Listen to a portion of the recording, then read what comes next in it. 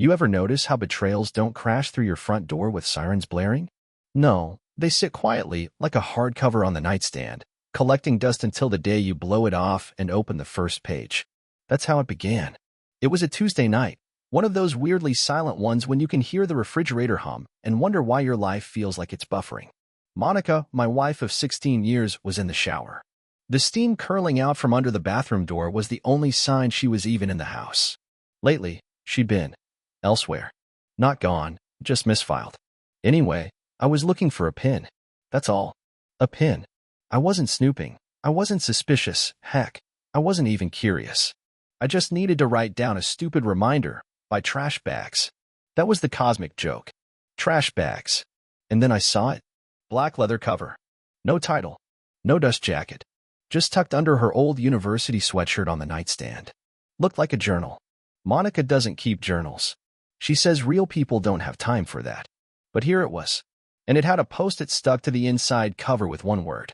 Draft. I opened it. And my wife's handwriting, elegant, neat, with that little half-looped, gee, she does, greeted me like a ghost in my own house. Chapter 1. The Man Who Didn't Know He Was a Joke. I read that line 5 times. And then I kept going. I shouldn't have. But if you've ever found something you weren't meant to find, you know, it's not a choice. It's gravity. In the book, she called herself Nina. The man, me, was Aaron. But let's not kid ourselves. She didn't even bother changing my job, or our dog's name, or the fact that I still alphabetize our spice rack. At first, I thought it was fiction, just therapy disguised as literature. But then came the dialogue. Verbatim things I'd said. Word for word. Things no one else could have known. He said he'd fixed the garage door 2 months ago. It still makes that stupid groan every time it opens. Just like him, promises everything, finishes nothing. And then came the names. Real names. A man called Marcus. A weekend in Palm Springs. A detail about his cologne I'd never worn, but remembered from our wedding reception. One of my groomsmen. She had slept with one of my groomsmen. She didn't write it as a confession. She wrote it like it was a love story. And that's what burned. Every word was measured, polished, styled like prose, because it was a literary betrayal. A secret novel about the man she pretended to love and the man she actually did. You know that moment in a movie where the music drops out and the lead just stands there, blinking? That was me, staring at the book like it might start bleeding. When she walked out of the bathroom, wrapped in a towel, she gave me a strange look. You okay? She asked. I held up the book. Didn't speak. Just raised it like it was a weapon she hadn't realized I'd loaded. Her face. Oh man, her face. Not panic. Not guilt. Annoyance. Like I'd read her diary and invaded her privacy. That's a draft, she said, like that somehow cleared the crime. It's fiction. I said nothing. I just opened to page 87 and read aloud. Marcus says I deserve to feel alive. I told him I used to feel that with Aaron, before he became furniture. She stared at me. Then, without a flicker of shame, she said, "If it's not true, why does it bother you so much?" I didn't answer. Because it was true. Not the affair part. I still hadn't confirmed that yet. But the furniture part? Yeah. She stopped seeing me a long time ago. And I hadn't noticed until she published it. I didn't sleep that night. Not out of heartbreak. Not yet. No, it was something colder. Something that crept in through the cracks of the drywall and wrapped itself around my chest. I lay there on the couch, our couch, the one we picked out together because it felt like a good compromise between form and function, staring at the ceiling like it might spell out the next move. Meanwhile, the book sat on the coffee table in front of me, smug and heavy, like a guest that refused to leave. I read more. Page after page of fictional commentary that hit closer to home than any marriage counseling session ever could. One part in particular, underlined in blue ink. The worst part wasn't that he didn't see me. It's that he didn't see himself. He thought loyalty was enough. He thought being there counted. But presence isn't love. And consistency isn't intimacy. He was wallpaper. Dependable, beige wallpaper. Beige. Wallpaper. Monica. Sorry, Nina. Really let the thesaurus loose on that one. And the underlining? That meant she reread it. Thought about it. Maybe smiled when she did. That part actually hurt. Not the betrayal. No, I was still processing that. But the idea that I'd turned into something so forgettable. The next morning, I waited for her to say something. Nothing. She made coffee. humming like she hadn't just turned our marriage into her debut novel. She sipped it slowly while checking her phone, probably watching her Goodreads page like a hawk, waiting for 5-star reviews to roll in. Finally, I said, "When were you going to tell me about the book?" She glanced up, casual as can be. "When it was finished." "Oh, so never." She actually had the audacity to shrug. "You always said I should do something creative." "Creative? You rewrote our marriage like it was a tragic comedy." She stirred her coffee. "It was a comedy, Aaron. You just didn't realize you were the punchline." I didn't reply, because if I had, I might have said something I couldn't take back. Instead, I did what any freshly literary cuckold would do. I went to the library. Yeah, really. I needed space. Somewhere quiet, neutral, and as ironic as it sounds, sitting between the poetry and psychology sections helped me think clearer than I had in months. That's where I made a plan. Not revenge, yet, but research. Because here's the thing about writers. They leave footprints. Drafts, email trails, submission receipts, metadata. And while Monica might be the next great tragic romance author, I'm the guy who sets up her Wi-Fi and updates her apps. She never changed the password on her cloud account. Rookie mistake. That night, while she was sleeping in the bedroom we used to share, I sat on the guest room floor, logged into her cloud drive, and opened a folder labeled Red Drafts. That's where I found it. A Word doc titled Things He'll Never Read. And right there, on page 2. Yes, Marcus knows. And no, I don't feel guilty. I mourned the marriage before I broke it. He was just the match. I was already the fire. I didn't close the laptop. I didn't yell. I didn't march into the room demanding answers. I took screenshots, backups, proof, not for court, yet, but for me, to remind myself that I wasn't crazy, that this wasn't just emotional drift. This was desertion with full narrative flair. The next day, I started making moves. Subtle ones. I called a friend of mine who works in publishing and casually asked how royalties get split if a novel is clearly based on someone else's life. His answer? If you can prove it's you and the portrayal is defamatory, you can sue. Or better yet, you can publish your own side. I smiled, because now, the story wasn't just hers. And believe me, I was about to rewrite the ending. I started carrying a small notebook. Not for journaling. I'm not that sentimental. No, this was tactical. Every time I remembered something real she twisted for her plot, or a moment she left out entirely, I jotted it down. The time she forgot our anniversary and blamed her deadline fog. The night I held her hand in the ER when her dad had his second stroke. The weekend she cried because she thought her novel was garbage, and I told her it wasn't, even though I hadn't read a single page. I took all of it down like I was prepping for court, because in a way I was. See, when your wife writes a novel about how boring and beige you are while sneaking around with a man you trusted to deliver your wedding toast, you start thinking differently. You start plotting, but not the way she did. No candlelit sin, no whispering under hotel sheets. No, mine would be quieter, sharper, and it started with her publisher, a small indie press based out of Seattle, very proud of their authentic voices and modern relationship themes. I called them anonymously, claimed I had some concerns about the manuscript Nina Holloway had submitted. The receptionist asked what kind of concerns. I said, the kind that come with evidence and legal implications. That got me transferred. 30 minutes later, I was on the phone with the managing editor, a woman named Lacey who used words like transparent dialogue and mutual resolution. She wanted to know what I meant by evidence, so I emailed it to her. 3 excerpts from Monica's manuscript, side by side with photos, my real text messages, calendar entries, a copy of a wedding photo showing Marcus standing next to me, just close enough to make the truth uncomfortably obvious. I told her, very plainly, I'm not trying to stop the book. I'm going to publish mine. That got her quiet. You're writing a book? She asked. Oh, not just writing it, I said. Living it. It's going to be a response. You know, a literary rebuttal. She said nothing for a moment. Then, will it use real names? Only the ones that deserve to be remembered. She asked if I wanted to talk about joint publishing rights. I said I wasn't interested in splitting anything with someone who fictionalized my loyalty and monetized her betrayal. I wanted the truth in print, and I wanted it first. Back home, Monica was sitting at the dining table, red pen in hand, editing her latest chapter. She looked up when I walked in, like I was interrupting genius mid-flow. You're home early. I nodded, poured myself a glass of water, sat across from her, and watched her work. She noticed. Eventually.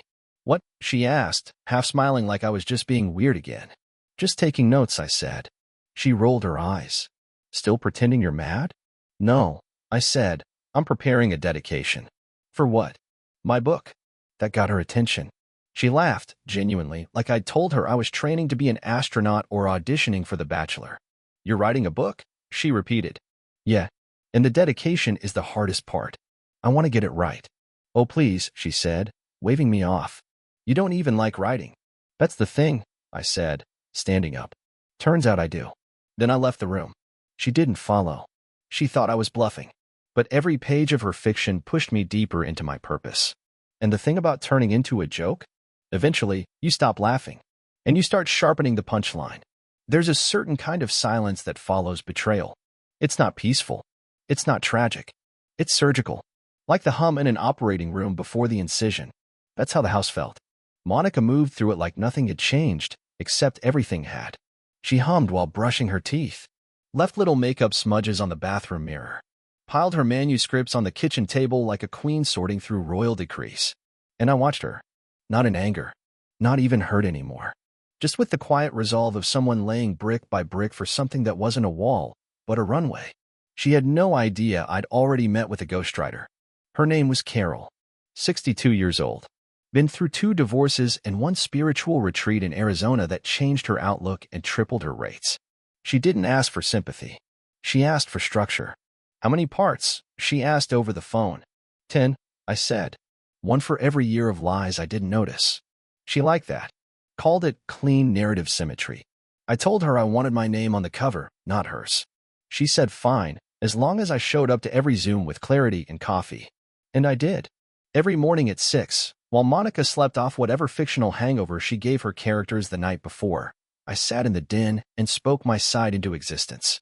Carol typed like her fingers were on fire. She helped me shape the chapters not as revenge, but as reconstruction. She was very clear about that. If you're writing this to get back at her, it's a blog post. If you're writing this to reclaim your life, it's a book. So I gave her everything. The night Monica cried in the bathtub because her book got rejected, and I read her the acceptance letter from an online magazine I made up just so she'd feel seen. The time I drove 5 hours round trip to surprise her at her retreat, only to find out she wasn't at the retreat. Or alone. And yes, the moment I found her manuscript. The first page, the gut punch of being reduced to the man who didn't know he was a joke. We titled the first chapter exactly that. Let the truth breathe. About 2 weeks in, Monica started acting different. She got quieter. Not out of guilt. Monica doesn't do guilt. But out of curiosity. You've been getting up early lately, she said one morning, sipping her oat milk latte with the foam pattern shaped like a swan. Working on your little project? I smiled. Yup. Making progress. Still writing your great response novel? She asked with a smirk, using air quotes on novel. Actually, yes.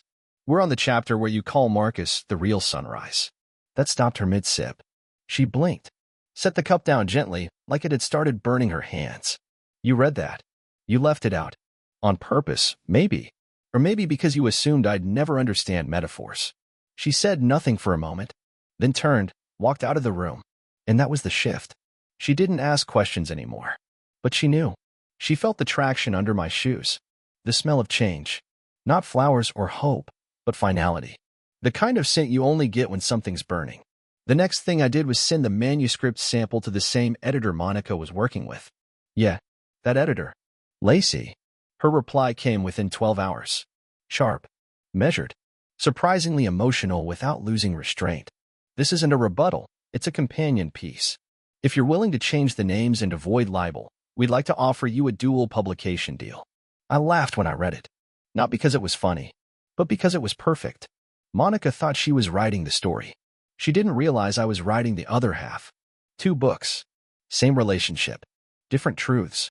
Like a literary he said she said, only mine had less adjectives and more spine. I didn't tell her right away. I waited. I waited until the publisher sent the galley proofs. And I laid mine next to hers on the kitchen table like twin tombstones. Her manuscript, The Weight of Want. Mine, The Cost of Staying. She found them that evening. I was in the garage, organizing tools I never used. She walked in holding both books like they were bombs. You used my publisher? No, I said. They used mine. She stared at me, mouth slightly open. You can't do this. I already did. You think this makes you some kind of hero? No, I said. I think it makes me honest. She laughed. Short, sharp, brittle. So what? You just wrote your pain away? No, I said. I documented it. You wrote a fantasy. I wrote a receipt. She didn't respond. Just stood there, holding both books, looking like someone caught between being flattered and furious. But mostly, surprised. That was her real mistake. She thought she had the final word. She didn't know I'd been writing my own all along. She didn't speak to me for 2 days. Not a word. Not a glance. Just the hollow choreography of a woman coexisting with a man she'd already written out of her plot. Fine by me. Monica had always been one for silence when the script didn't go her way. And this time, she didn't have a rewrite button. No clever dialogue to smooth it over. Just 2 hardcover manuscripts, side by side, glaring like rivals across a chessboard. The publisher, of course, loved the drama. Lacey emailed me with glee. We're going to market both as a literary conversation. His side, her side. Think dual launch. Think podcasts, interviews, maybe even a TEDx if you lean into the vulnerability. I told her I wasn't interested in a spotlight.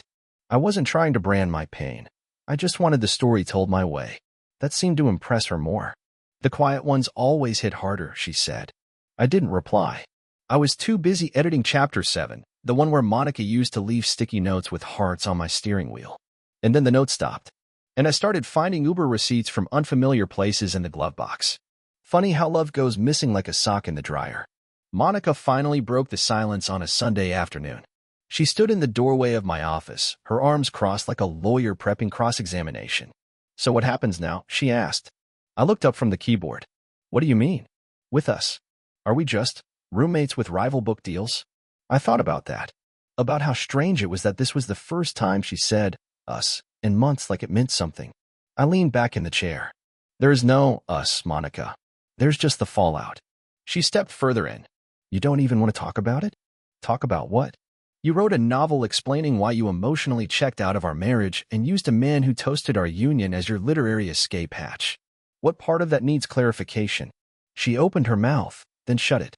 Like her words had to go through a filter now. Probably for fear I'd quote her in Chapter 10. Good. Let her think twice. She never did before. I didn't mean for it to get this far, she said finally. I nodded. That's your whole problem. You never mean anything. You just let it happen, then edit the guilt in later. That hit. She didn't flinch, but her eyes shifted. The way they do when someone remembers they're not the victim in their own narrative. She left without another word. I saved the document, shut the laptop, and stared out the window for a long time. 2 weeks later, the arch dropped. Advanced reader copies. Clean, bound, and boxed, delivered straight to our doorstep like 2 little literary grenades. Her book, The Weight of Want, pale lavender cover with watercolor silhouettes of a woman facing a sunrise. Very tasteful. Very NPR. Mine, The Cost of Staying, black and white. No faces.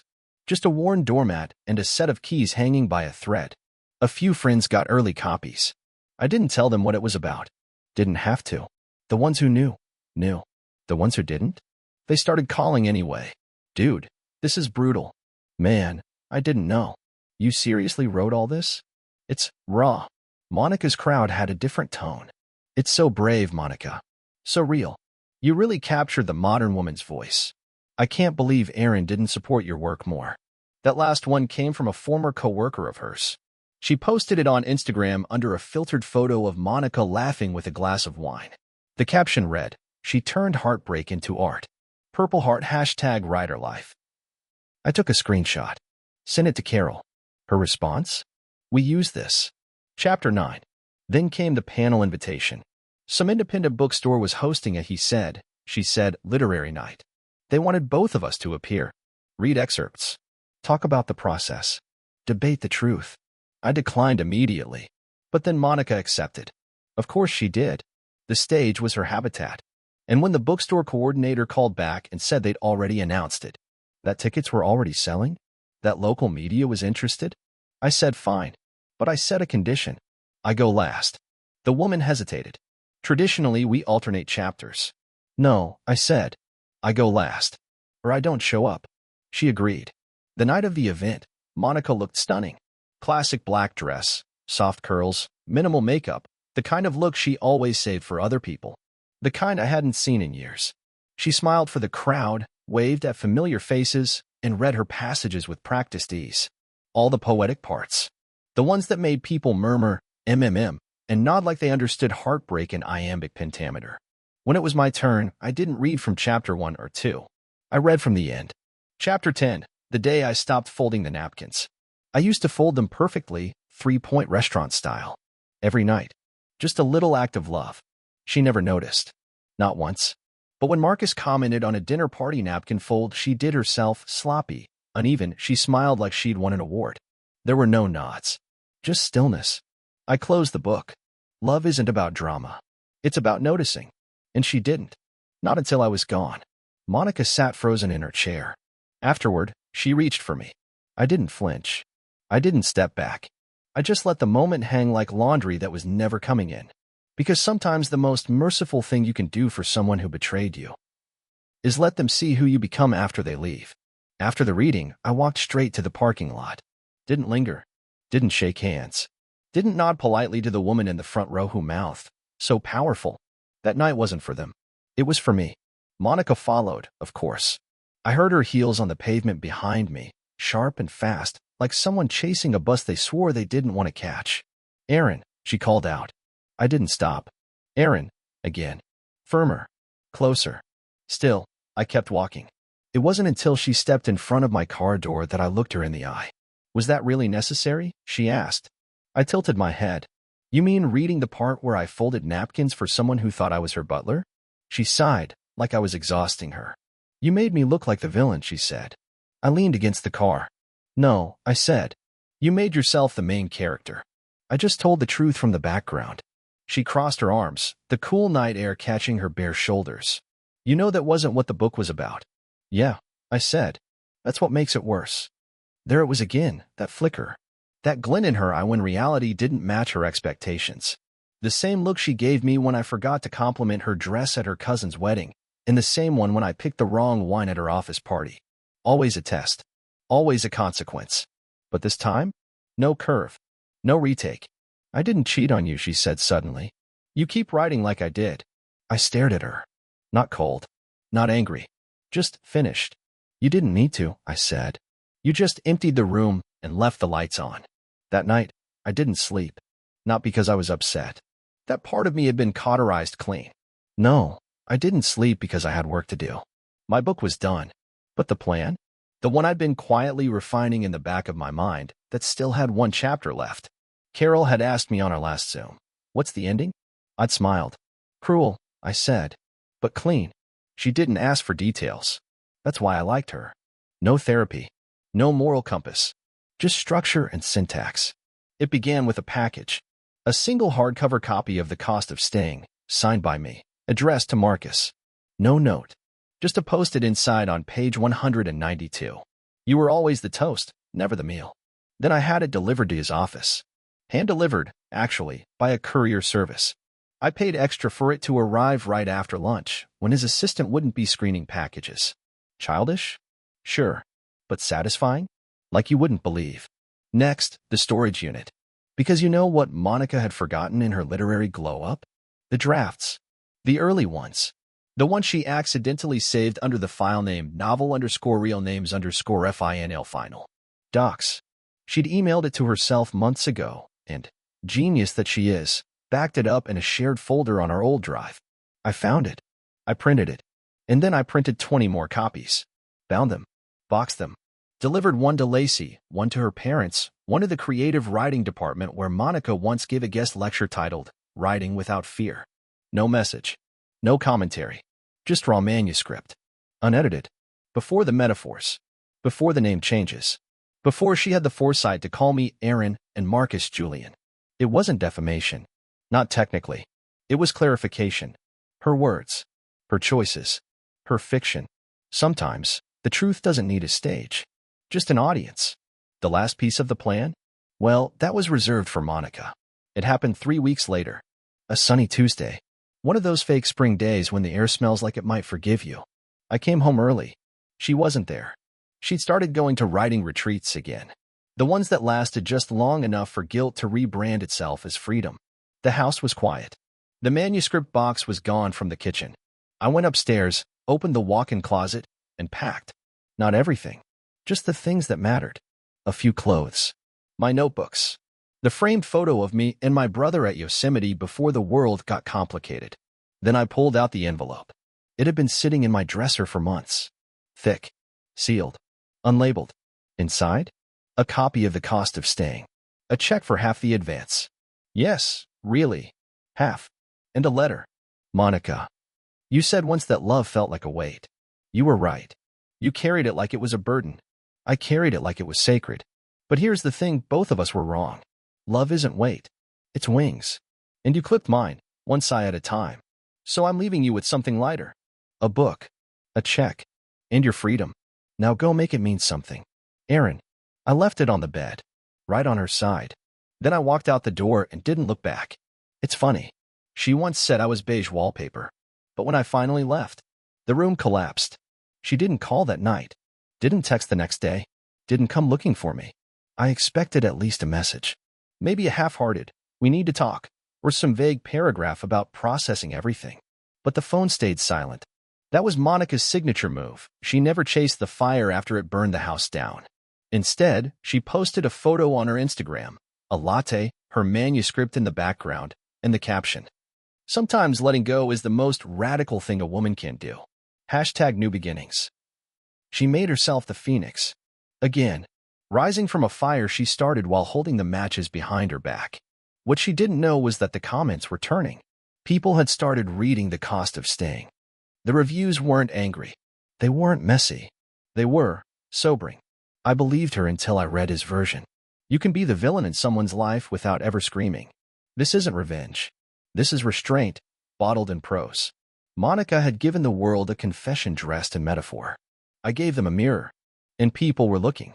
I moved into a small apartment 2 towns over. Nothing special. 1 bedroom, 1 window, no shared walls. But it had peace. I'd forgotten what that sounded like.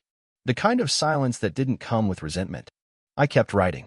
Not for publication, not for anyone else. Just for me. Every morning I sat by the window and wrote down small things I noticed. The sound of the coffee maker, the way light crept over the building across the street, the laugh of the barista at the cafe below me. I was learning to live again. Not to recover, but to reclaim. Then one day, I walked past a bookstore downtown. And there it was. Side by side in the window, The Weight of Want and The Cost of Staying. They were bundled together, a tag beneath them reading. 2 sides of a marriage, told in parallel. Which truth feels more honest to you? I stepped inside. The clerk looked up and grinned. You're him, aren't you? I gave a half smile. That obvious? She held up the book. The napkin chapter made me cry. And the last line? Wallpaper doesn't collapse a room. People do. I nodded. Funny. All I ever wanted was to be heard in a house where I was ignored. Now strangers were quoting me in bookstores.